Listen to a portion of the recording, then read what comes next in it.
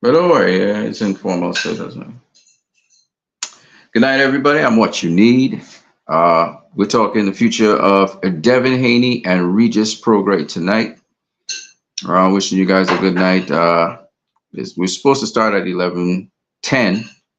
Got a little setback. I sent out the information before. We would have started at about 30 minutes ago, but had a little technical difficulty. So here we go.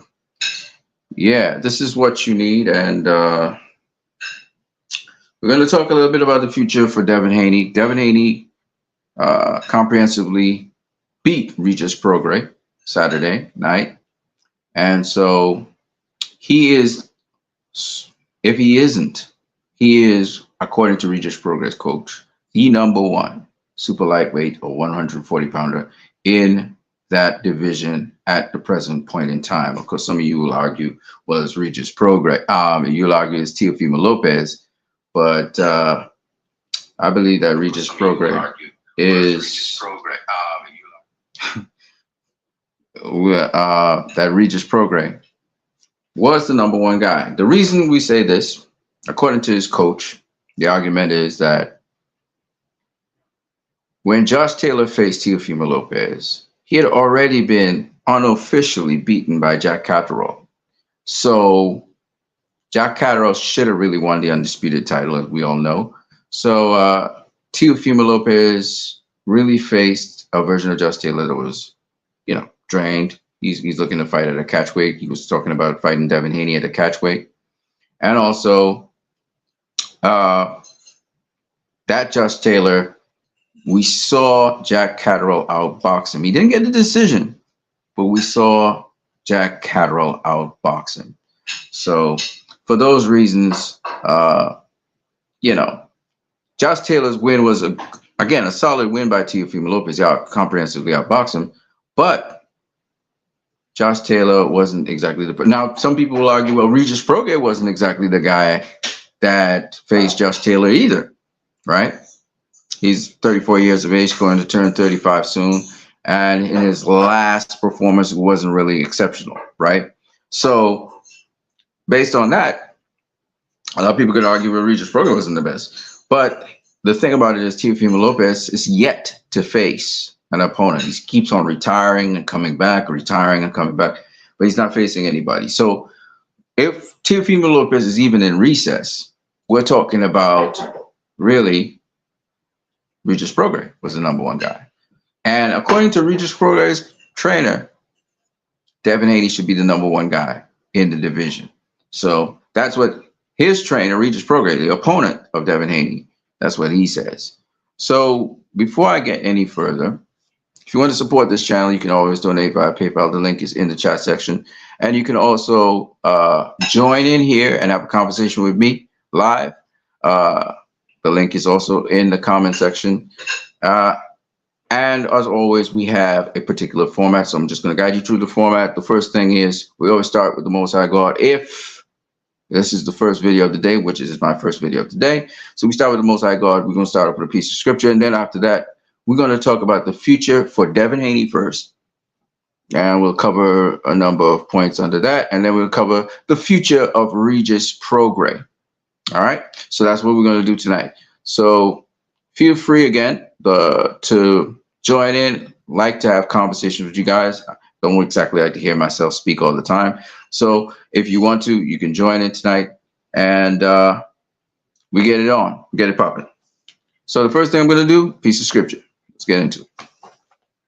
Scripture for today, it comes from Matthew chapter 5. And it's verse 10. It's a very interesting chapter. It covers two things in one. It covers two birds with one stone.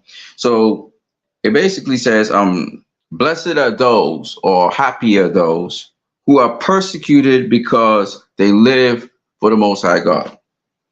For their kingdom is going to be that of the Most High God. And there are many different ways of people explain it, but I always feel like some people, we all have to pay our dues in this life. We all have to pay our dues. I've seen Devin Haney coming up in boxing, and people have been saying, oh, he's just an email champ, and They've always been criticizing him, but there comes a time when you pay your dues that nobody can now speak ill of you legitimately because you pay your dues. And I believe that, as a Christian, I believe that sometimes we get persecution because we paying our dues. Meaning, nobody, I mean, we do it unto God. Devin Haney would say he just does it unto Allah. We do it unto God. I do it unto Yah. And the truth be told is, you cannot wear a crown if you do not bear a cross. It's just what it is, right? It's just what it is. Everybody got to pay the dues. You got to go through the process. So as is happening with Devin Haney, where everybody's now praising Devin Haney. You know how people are, bandwagons. One day you're crap. Next day they praising you, right? So now they're praising Devin Haney, giving it because of the dominant performance he put on Regis Prograis, plus just a tremendous performance. And everybody knows who Regis Prograis is. So I just wanted to use this scripture. There's many different ways you can interpret it, but I wanted to use it in that way, saying, everything's a process. I've seen people who started off, for example, in piano, and, I even helped them along the way, and they have far surpassed me because they stuck with the process. It's a process, people. It's not about who's the most talented, who's the most gifted. That's cool. But if you don't go through the process, as Devin Haney did, as anybody aspiring to be anything, and it calls for humility. It calls for humility. It calls for you to be able to be teachable, to learn, because it's a process. So it's really cool to share this with you guys, and to even see Devin Haney develop like he is. He's becoming a superstar. And we're going to talk about that in a little bit of detail. We're going to talk about the future of Devin Haney by starting off with the resume of the fighters he has beaten. His resume is the most impressive of the young fighters. All right. Devin Haney has beaten former world champions and champions such as Jorge Linares. He's beaten now Jojo Diaz. He's also beaten George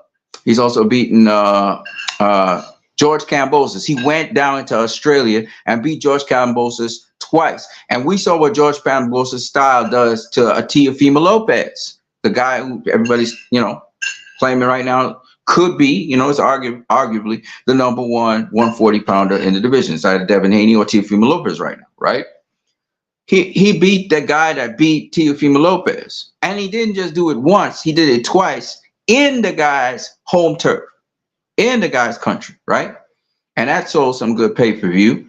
It's important to talk about pay-per-view because we have to talk about the business of boxing. It sold pay-per-view, right? That was, I believe that was his second pay-per-view, right?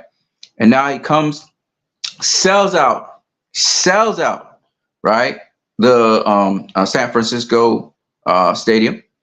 And not only does he sell out, but we're going to talk about the pay-per-view, but we'll leave that for a little bit later. But he also did quite well with pay-per-view. He is like now he's becoming, Floyd had to pay his dues to get up into the ranks, right? He had to pay his dues. Well, it looks like Devin Haney is finally starting to come to fruition. He's starting to reap the results of paying his dues. So that's kind of cool to see.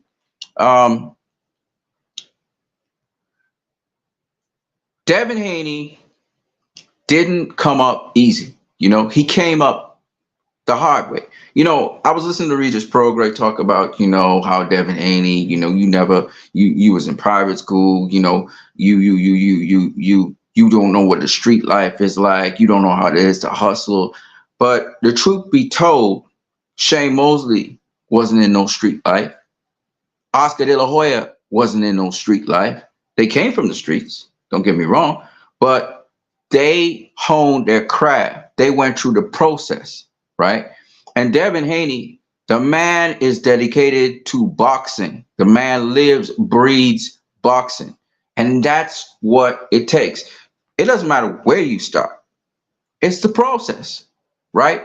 It's the process of how you develop as an individual, how you develop as a person. So In this case, it's boxing, and this guy has dedicated his life and he studies boxing. He look so, and unlike the other fighters who have been sort of groomed along with fights, Devin Haney actually went across to Mexico. We all know this, but I'm just going to recap it. He went across to Mexico, right? He went across to Mexico and was fighting dudes. He didn't even know them. He didn't speak their language, nothing. He finds out this is the guy I'm going to face, and he fights them.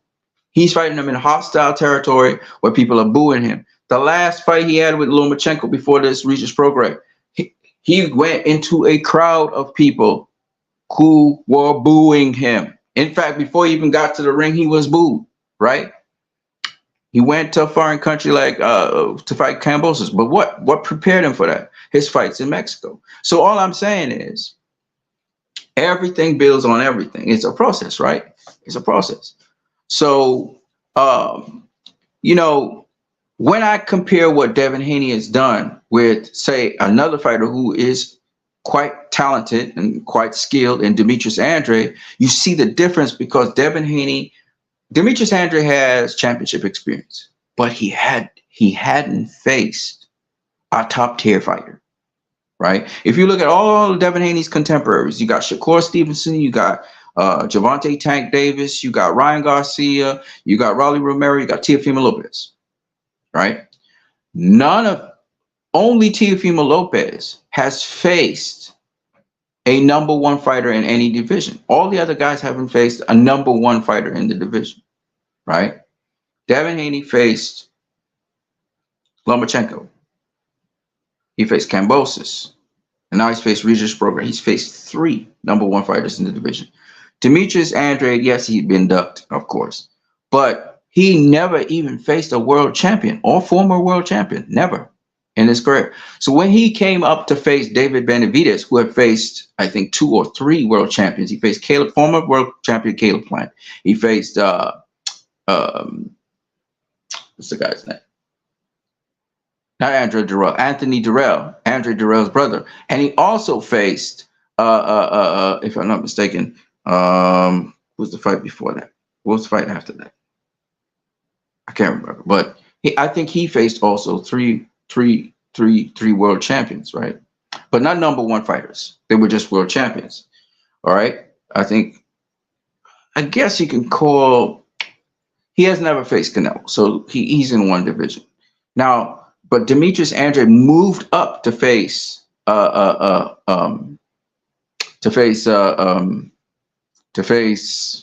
his name?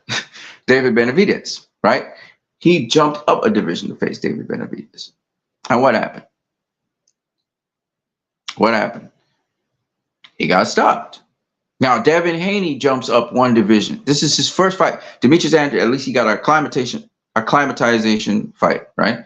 Devin Haney jumps up one division. This is his first fight at 140. Faces the number one 140-pounder in the division who can punch. He's known as a puncher. Drops him. And then proceeds to stun him twice in the fight, in the 6th round and in the 8th round. He stuns him. And he could have finished him, but he didn't finish him, right? Nobody ever saw that coming. Everybody thought Devin Haney, he's not a puncher. Nobody saw that coming, right?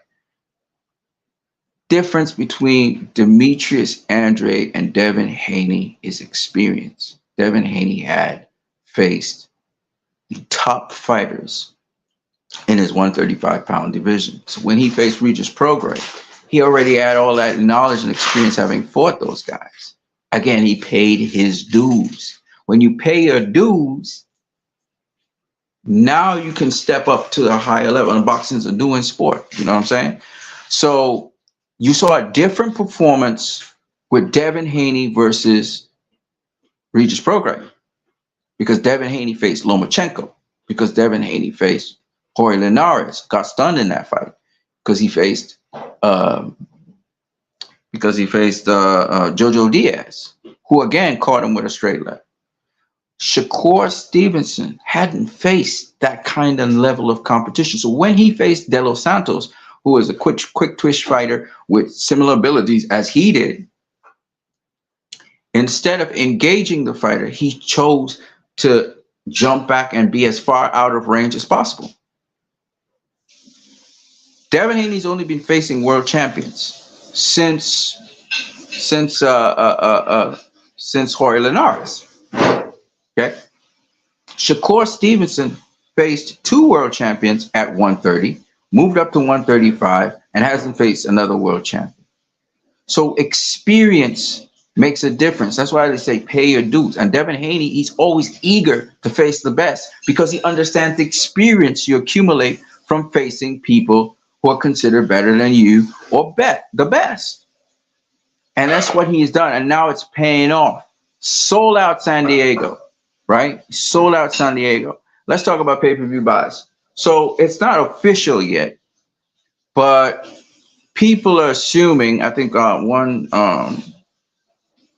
outlet is predicting it'll come somewhere between 150 and 250 pay-per-view buys, which is good in this era where you don't get a lot of pay-per-view buys for what, you know, for what's happening. People, you know, they pirate stuff and all of that.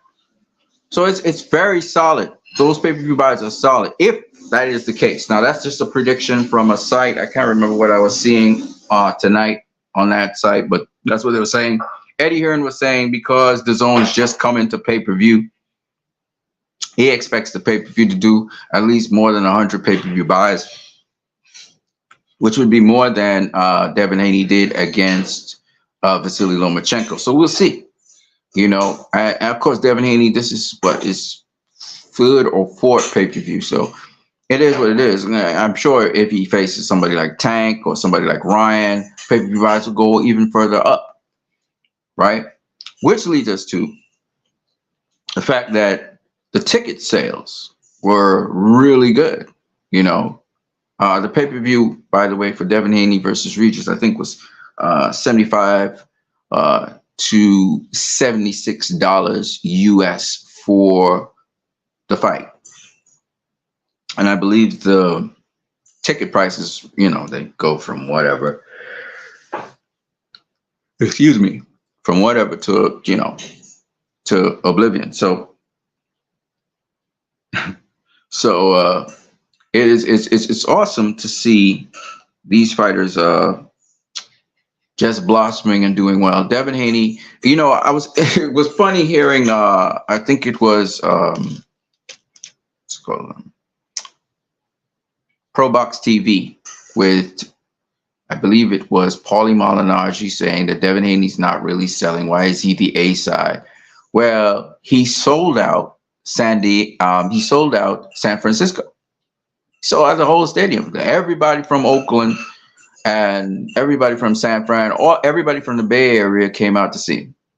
The Bay Area showed up. In fact, it showed up so dramatically that they had to open up new areas in the rafters above. So that's how much. I believe it was 17,700 people came to see Devin Haney versus Regis Prograis. That's incredible. You know, people talk about Tank Davis selling out Atlanta or Tank Davis selling out Baltimore. Well, Devin Haney sold out San Francisco and the Bay Area. He sold it out. And that is big because Devin Haney talks about having big fights. So who are the prospective people that Devin Haney may face in the future? All right, so they've been talking about welterweight, going up to welterweight now, 147-pound division. And again, that's not really something that's so remote because Devin Haney has the size to go up even one more weight class. He's talking about fighting either Keith Thurman or Mario Barris. That's what his dad, Bill Haney's saying. But of course, at the 140-pound division, I don't think he's ever going down to 135. I don't think he could, you know, that doesn't make sense. But at the 140-pound division, there's plenty of opposition there, plenty of big fights. You got Rolly Romero, you got Ryan Garcia, you got Teofimo Lopez, you got Subriel Mateus. You have, well, this is not a big fight, but you also have Gervonta Tank Davis, who could come up to 140 and face Devin Haney. I don't think catch weights make sense, but I don't think Gervonta will go up, and especially what the performance Devin Haney did. But we'll see. We don't, maybe he does, maybe he doesn't. But that's the guy that Gervonta Davis should face next, in my opinion. Shakur Stevenson is not ready for Devin Haney, so I wouldn't mention him in the set of fighters at 140. But he also has a belt at 140. He has the WBC belt. So that means you just look to see who are the opponents that are the mandatory for him. I do know Gary Antoine Russell is another opponent who I would love to see in there with Devin Haney. I know he doesn't have the championship experience, and I know they're moving him along still. But Gary Antoine Russell is really, great IQ and everything else that comes with it. Gary Antoine Russell versus actually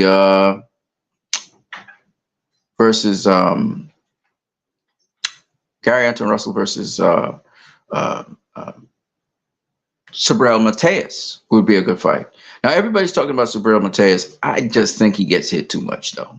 He does, ride and roll punches a little bit, but I think he gets hit too much. I don't think that would. I'm telling you, Devin Haney seems to have that punch, and I don't think Subriel will just be able to take those punches just like that. But Richardson Hitchens versus Subriel Matias would be a very exciting fight as well. Richardson Hitchens proven that he can box, he can really move. He's got power, he's got everything, right? I don't know if he's ready for that, but I think he is the mandatory for Subriel Matias. Also, Paro, he's a good fighter. Of course, you have Sandor Martin, you have the Brit who beat Josh Taylor. I'm trying to remember. What's his name? Well, him. So those are the guys that I think. I'm not saying they are big names because you want big fights, but those are guys who could face Subriel Matias, in my opinion. So but it depends on if they're with the IBF or what their rankings is in the IBF. But that's what I would look forward to seeing with Subriel Matias. Subriel Matias versus Devin Haney, that would be an interesting fight. I just don't think that's as big a fight as like a Teofimo Lopez, Ryan Garcia, Tank Davis.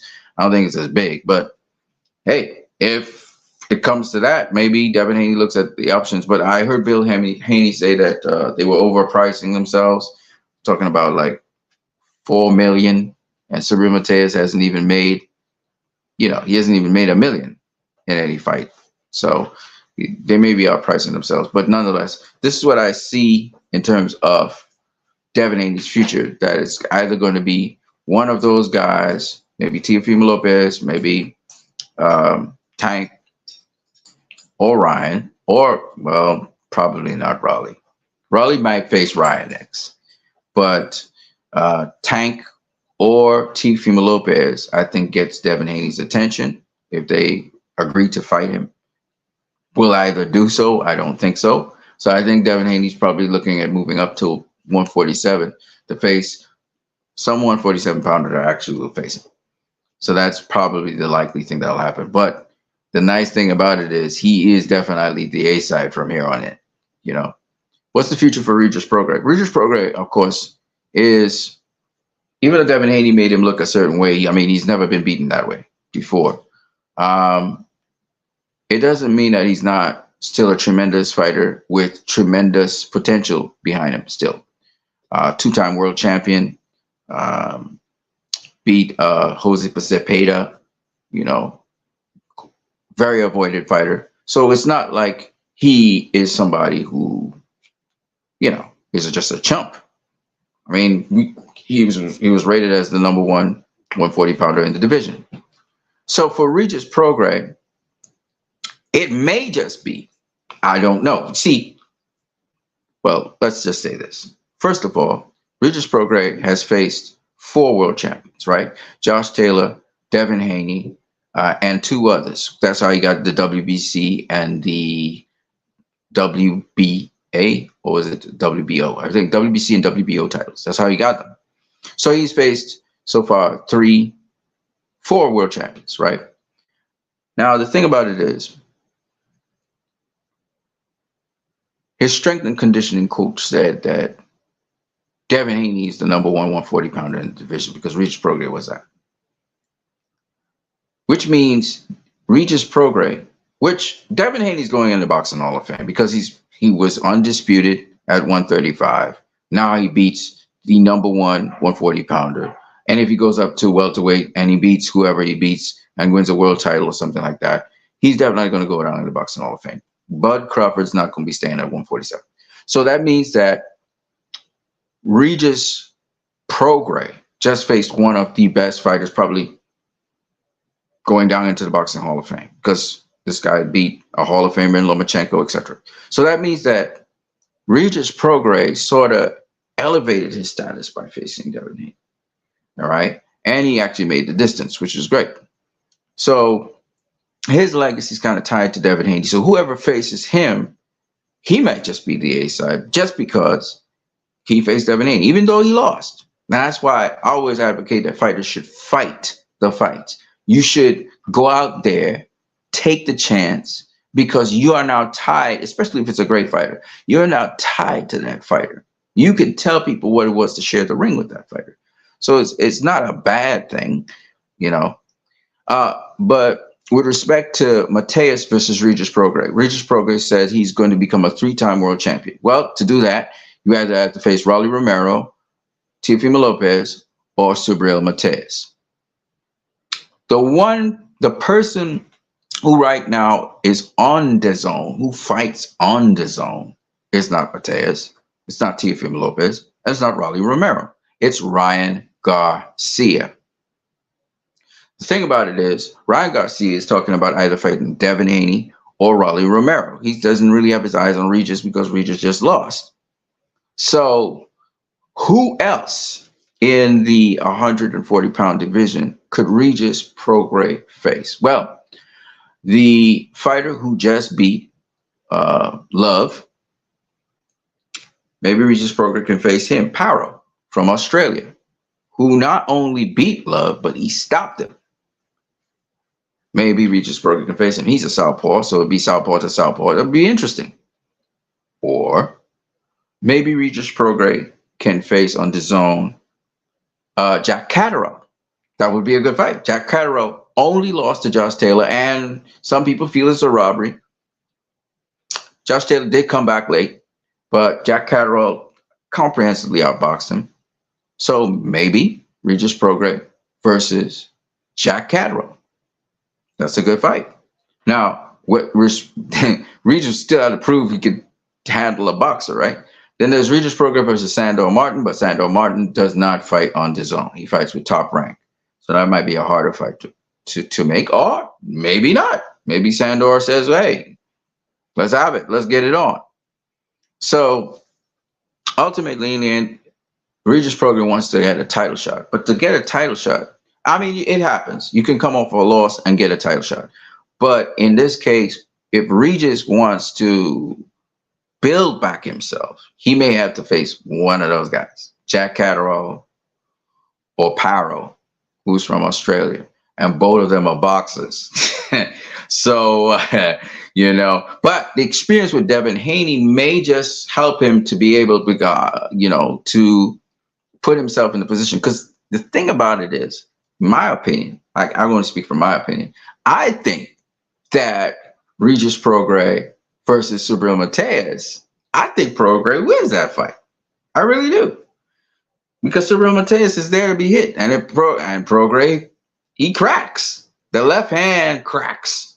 You know what I mean? Now, there is a blueprint out there that, I mean, can Subriel Mateus replicate that blueprint? Does he have a style that replicates that blueprint?